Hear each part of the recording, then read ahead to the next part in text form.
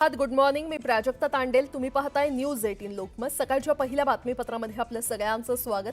बातमीपत्राच्या सुरुवातीला जळगावमधून एक मोठी बातमी आहे. जळगावच्या चोपड्यामध्ये सैराटची पुनरावृत्ती झाली आहे. प्रेमविवाह केल्याच्या रागातून वडिलांनी आपल्या पोटच्या मुलीवर गोळीबार केल्याची धक्कादायक घटना घडलेली आहे.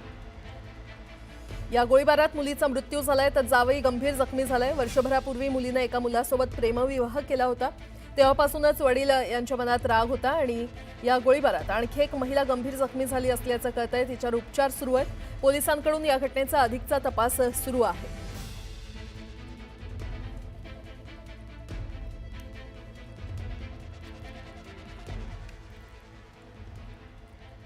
आणि आता एक मोठी बातमी. पोलिसांबद्दल आक्षेपार्ह वक्तव्य करणं शिवसेना आमदार संजय गायकवाड यांना चांगलंच भोवलेलं आहे. आमदार संजय गायकवाड यांच्याविरोधात बुलढाणा शहर पोलिसात गुन्हा दाखल करण्यात आलेला आहे. न्यूज 18 लोकमतनं संजय गायकवाड यांच्या वादग्रस्त वक्तव्याची बातमी दाखवली होती आणि त्यानंतर आता त्यांचं पोलिसांबद्दलचं हे आक्षेपार्ह वक्तव्य त्यांना भोवलेलं आहे. संजय गायकवाड यांच्याविरोधात बुलढाणा शहर पोलिसात गुन्हा दाखल करण्यात आलाय.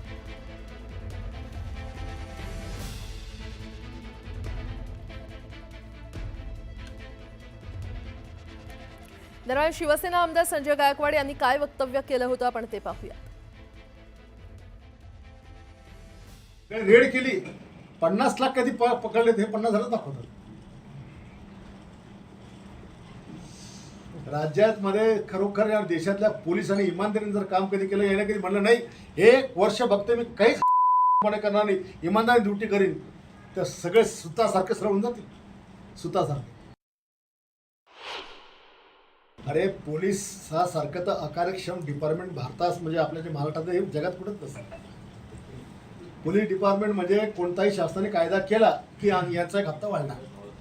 गुटखा बंदी केली की यानं गुटखा तयारचा यांचा हप्ता वाढला. दारू बंद केली की यानं चालू करायची हप्ता वाढला.